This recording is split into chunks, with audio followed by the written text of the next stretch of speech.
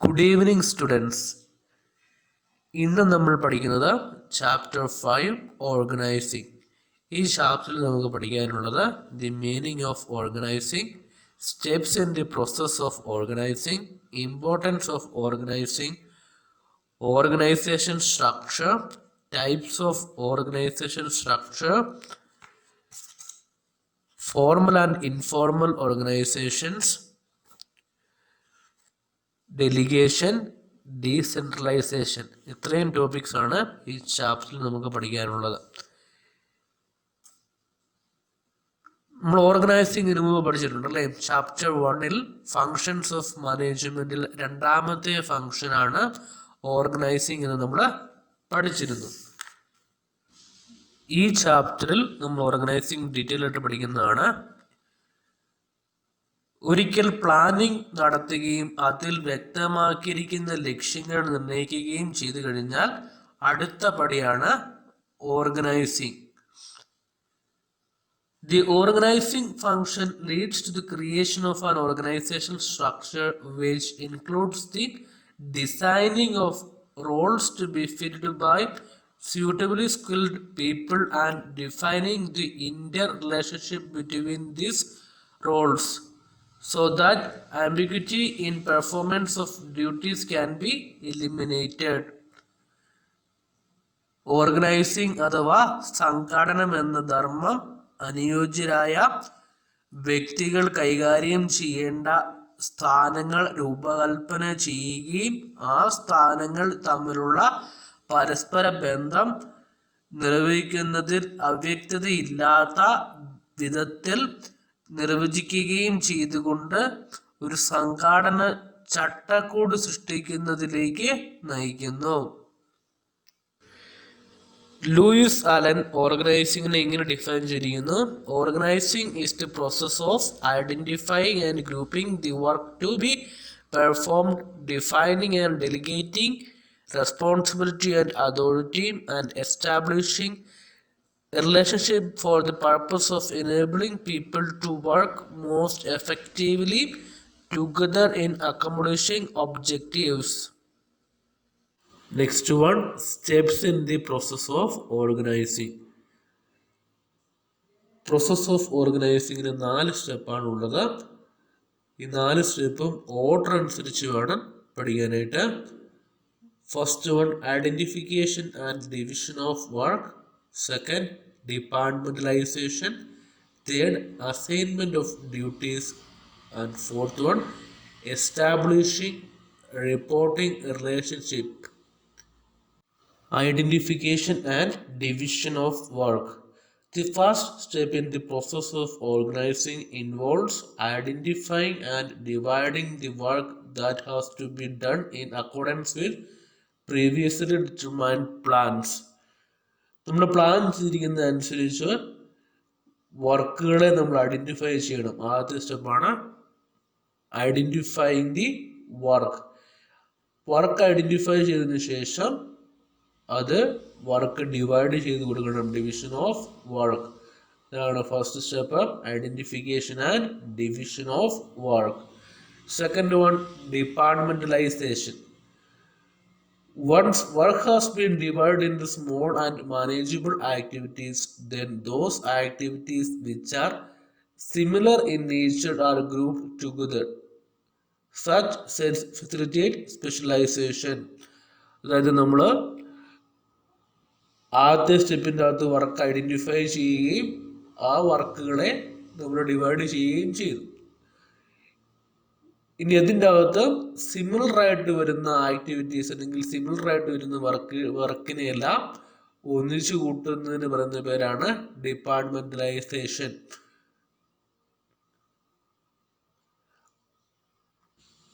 Third സ്റ്റെപ്പാണ് assignment of duties. It is necessary to define the work of different job positions and accordingly allocate work to various employees.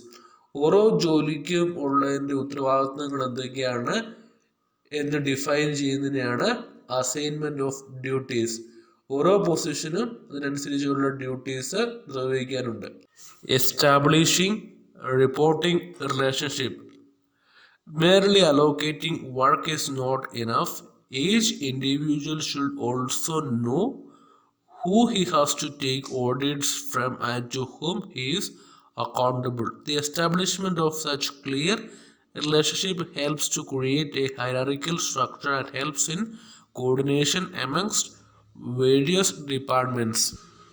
ഓരോ എംപ്ലോയീസിനും അവരവരുടെ superiors ആരാണ് എന്നും ആര് നൽകുന്ന audits ആണ് സ്വീകരിക്കേണ്ടത് എന്നും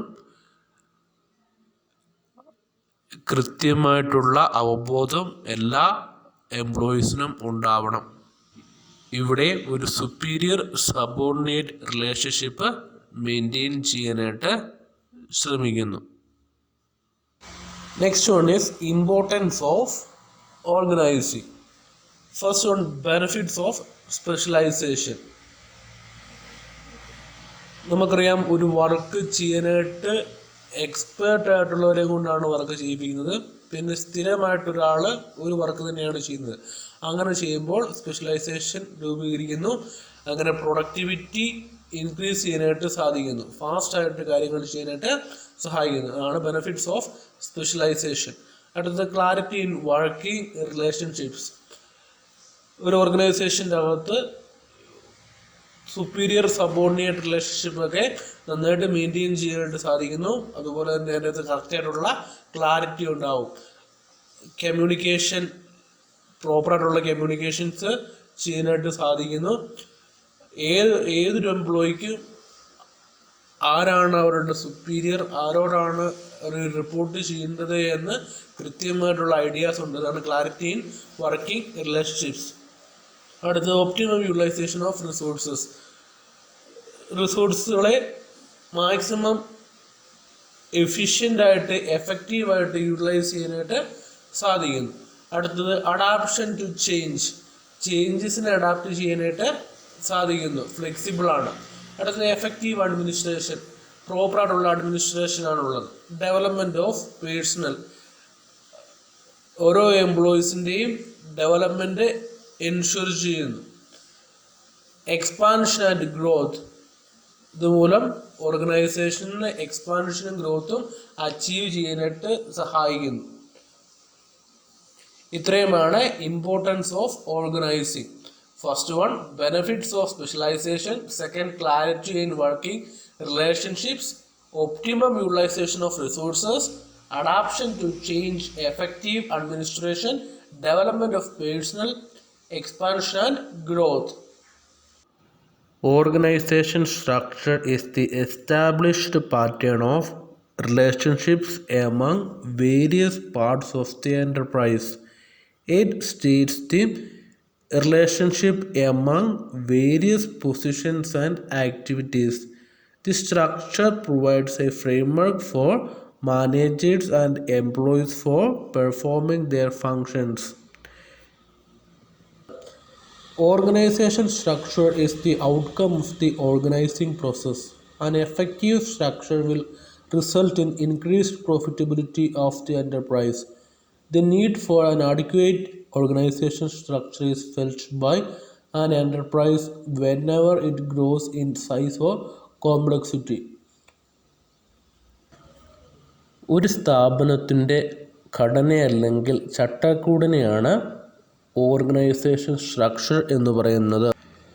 ഫലപ്രദമായ ഒരു ഘടന സ്ഥാപനത്തിൻ്റെ ലാഭക്ഷമത വർദ്ധിപ്പിക്കും. സ്ഥാപനത്തിൻ്റെ വലിപ്പമനുസരിച്ച് സംഘടനാ സംവിധാനത്തിൻ്റെ സങ്കീർണതകളും വർദ്ധിക്കുന്നു. സ്ഥാപനത്തിൻ്റെ വളർച്ചയ്ക്ക് അനുസൃതമായ മാറ്റങ്ങളും ക്രമീകരണങ്ങളും ഈ ചട്ടക്കൂടിൽ വരുത്തേണ്ടതാണ്. ഓരോ ഓർഗനൈസേഷനിലും ഓർഗനൈസേഷൻ സ്ട്രക്ചർ അനിവാര്യമാണ്. ഒരു തെറ്റായ ചട്ടക്കൂട് ബിസിനസ്സിൻ്റെ പ്രകടനത്തെ ഗുരുതരമായി ബാധിക്കുകയും ഒരുപക്ഷെ നശിപ്പിക്കുകയും ചെയ്യും. Elements of organization structure. While building an organization structure, the following elements are to be kept in mind. First one, job design. Second, departmentalization.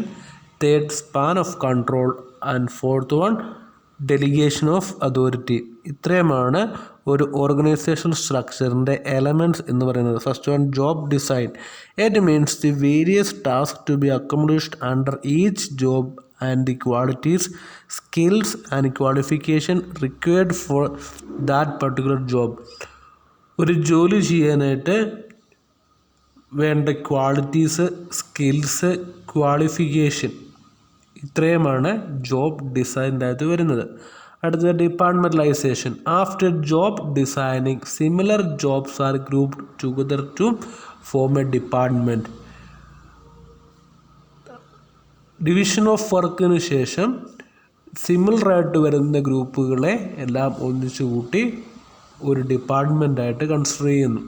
അടുത്തത് സ്പാൻ ഓഫ് കൺട്രോൾ അല്ലെങ്കിൽ span of management. It refers to the number of subordinates that can be effectively managed by a superior. ഒരു സുപ്പീരിയറിന് maximum എത്ര എംപ്ലോയീസിനെ അല്ലെങ്കിൽ എത്ര സബോർഡിനേറ്റ്സിനെ control ചെയ്യാനായിട്ട് സാധിക്കും എന്നുള്ളതിനെയാണ് span of control എന്ന് പറയുന്നത്.